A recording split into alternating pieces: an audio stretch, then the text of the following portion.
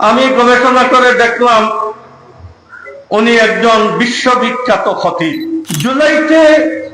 July two July 1 July মাসে গত বছরের জুন জুলাইয়ের বাজেটের টাকা প্রত্যেক আপনার বিভাগে এই টাকাগুলা এমনি পড়ে আছে, কোথায় কি কাজ হয়েছে গত 1 বছর? কারণে এই দেশের 1 বছরে বলেন এই দেশে কোন লাইনে অগ্রগতি হয়েছে?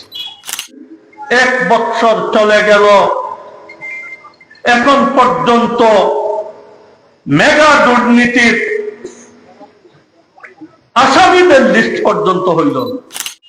অন্তর্বর্তীকালীন উপদেষ্টাদেরকে বাছাই করে এই দেশের দায়িত্ব দেওয়া হয়েছে।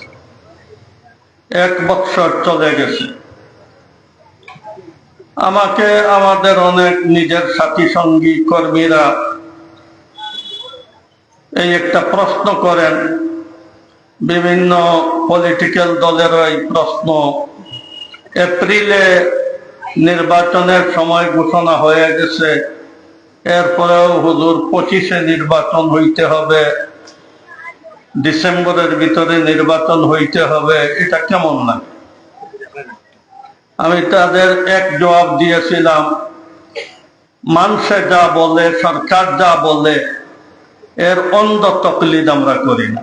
আমরা কথা বলি নিজের বিবেকে কথা বলি।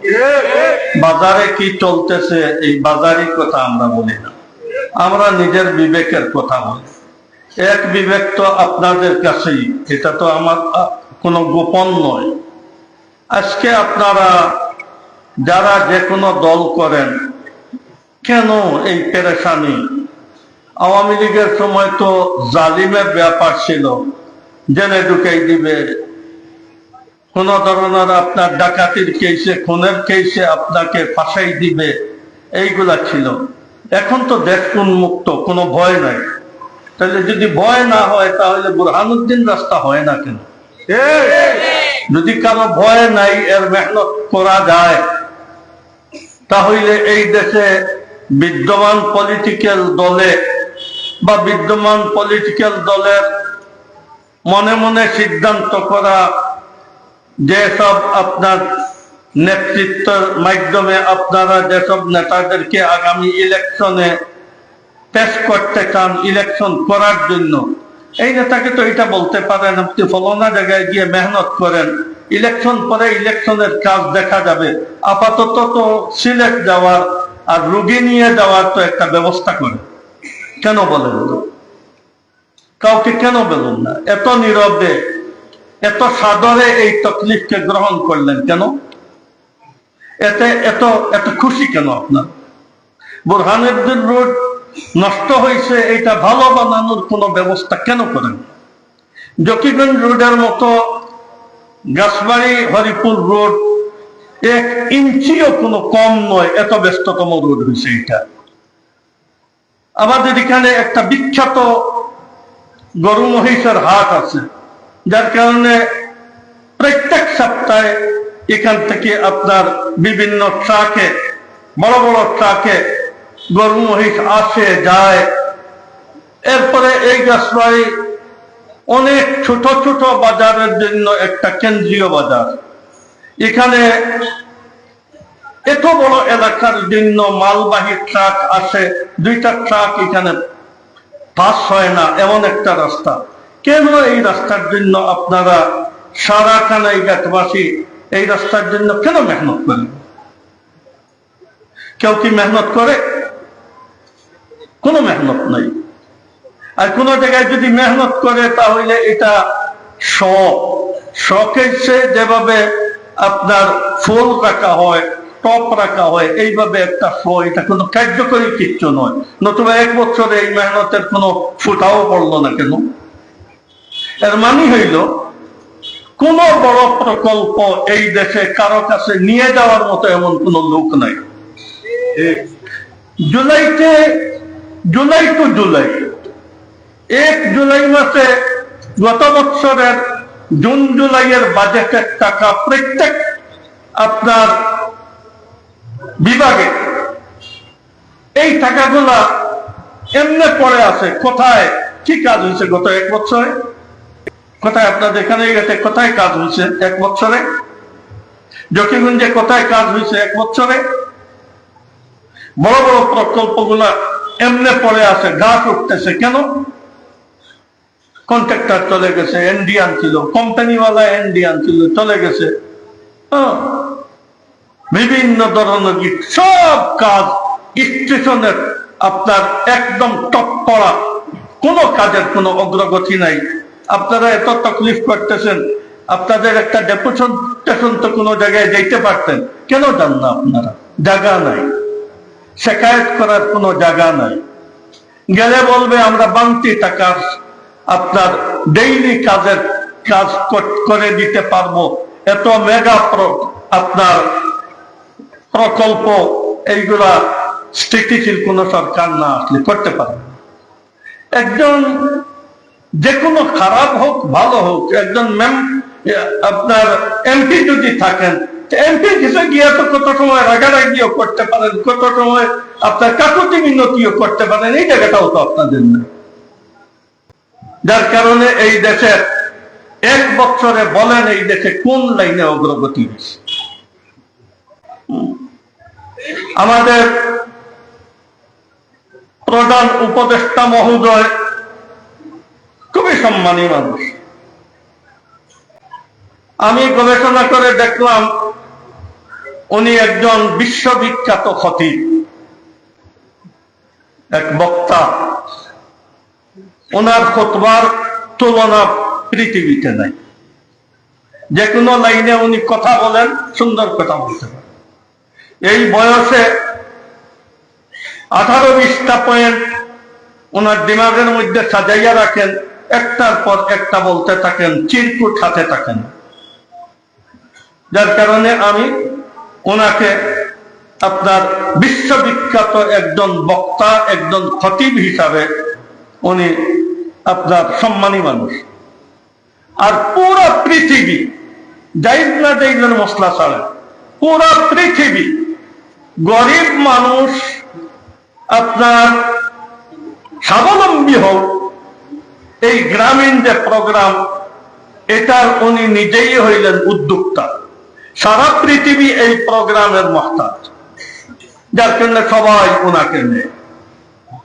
এজন্য উনি এই 2 ব্যাপারে আলহামদুলিল্লাহ খুবই পারদর্শী আর খুবই আপনার পৃথিবীতে অদ্বিতীয়।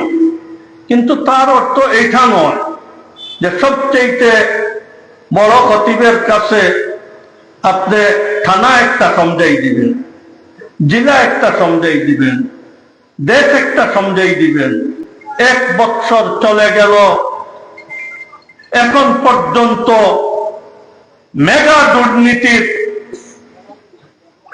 আসামিদের লিস্ট পর্যন্ত হইল না। 13 সনের 5ই মে শত শত ওলামারা শহীদ হইলেন, হাজারো মানুষ লোড়া লেংড়া কানা হইলেন। এইসব মানুষের কেসের কথা উঠানোর পরে সরকারের পক্ষ থেকে আসে আপনারা নিজ নিজ জেলার সাথে যোগাযোগ করেন। কি শাপলা চত্বরের ঘটনা নিজ নিজ জেলার জিম্মাদারিতে ছিল নাকি? বড় বড় 24-টা নিজ নিজ জেলাতে তো আপনার করা লাগে নাই। এটা তো সরকারি উদ্যোগে আপনার এই জুলমের, এই খুনের বিচার হইতেছে। তাহলে 13 সনে যে মানুষটা শহীদ হইল, এরা ইন্ডিয়া থেকে মেহমান হিসাবে এই দেশে আসছিল না, এই দেশের লোক ছিল। তো সরকারে কি করছে এখানে? এখন পর্যন্ত আসামি সব ধরা হয় নাই, অনেক আসামি বাংলাদেশেই আপনার অবস্থান করতেছে। এই যে সংস্কারের তসবিহ সকালে 100 বার বিকালে 100 বার পড়তে হবে, তাহলে আল্লাহ তাআলা দুনিয়া আখিরাতের রাস্তা আপনার কামিয়াব করে দিবে। এই তসবির কি অর্থ হইতে পারে? আপনারা দেখান, এত যোগ্য মানুষ আর বিবেচনাওয়ালা ভালো মানুষ সবাই, এতজন উপদেষ্টার কারনামা দেখান যে আমাদের উপদেষ্টারা এই করছে। পুরা সচিবালয় মন্ত্রণালয় এখন উপদেষ্টাদেরও নিয়ন্ত্রণে নেই, যে কোনো সময় যে কোনো অসুবিধা করতে পারে। হিন্দু দিয়ে 16 বছরে সাজানো একটা সচিবালয়, ঝাড়ু দেওয়ার মেলা জায়গা আছে, এখনো তো আমাদের সরকার ঝাড়ু হাতে নিয়ে তো ঝাড়ু দিতেছেন না। 1 বছরে তো দেখাইতে হবে এতটা হয়ে গেছে, তাহলে দেশের মানুষ আশ্বস্ত হয়ে আরো 1 বছর যাক, মানুষের কোনো আপত্তি হইতো না। কিন্তু কেন? এটা আমি বলছি, আমি নয়, এই দেশের বিশাল এক সরকার দাবি হাঁটা চলার রাস্তার ব্যবস্থা করা দরকার। বিদেশি বিনিয়োগের তসবি পড়তেছেন, অস্থিতিশীল অস্থায়ী সরকারের সাথে বিদেশি বিনিয়োগের কোনো কন্ট্যাক্ট হয় না, এটা স্থিতিশীল সরকারের সাথে হয়। যার কারণে আমরা অতি সত্ত্বর এই দেশে যে পরিবেশ আছে, এই পরিবেশেই ইলেকশন হইতে পারে। এই দেশের জনগণ এত সচেতন, এখানে যে ইলেকশন সেন্টার আওয়ামী লীগে আছে দখল করে ফেলবে, কি বাংলাদেশে আপনার কোন এমন জায়গা আছে যে আওয়ামী লীগে আছে দখল করে ফেলবে? গোপালগঞ্জে বা এই 2-1 জায়গায় যদি থাকে তাহলে আর্মি চলে যাবে। বাকি আমাদের দেশে তো পুলিশ না আসলেও আমাদের দেশের জনগণ আপনার ভোট কেন্দ্রকে সুন্দরভাবে চালাইতে পারবে। তো যখন পুলিশের কাজের জন্য সহায়ক সারা জনগণ, তাহলে এই দেশের মধ্যে ইলেকশন দিতে অসুবিধাটা কি? এখানে তো আওয়ামী লীগ নাই যে আওয়ামী লীগকে দাবানোর জন্য একটা সিস্টেম করতে হবে, তারপরে ইলেকশন দিতে হবে। ইলেকশনের জন্য সুন্দর পরিবেশ। যে 2-4টা জেলায় ঝামেলা, এই 2-4টা জেলায় হাজারে হাজার আপনার পুলিশ আছে, আর্মি আছে, এগুলো নিয়ন্ত্রণ করা যাবে। স্থিতিশীল সরকার যে আসুক, এনসিপি আসুক, জামাতে ইসলাম আসুক, বিএনপি আসুক, যেই আপনার আসবে, কমপক্ষ তো দাবি দাওয়া নিয়ে যাওয়ার একটা জায়গা পাওয়া যাবে। কমপক্ষ তো এখানে গিয়ে যদি রাগ করি তাহলে রাগেরও তো একটা জায়গা পাওয়া যাবে, কাকুতি মিনতি করার একটা জায়গা পাওয়া যাবে। যার কারণে আজকে দেশের কে আছে যার কাছে আমার রাস্তার ব্যাপারে আপনার গিয়ে দণ্ডা দিব?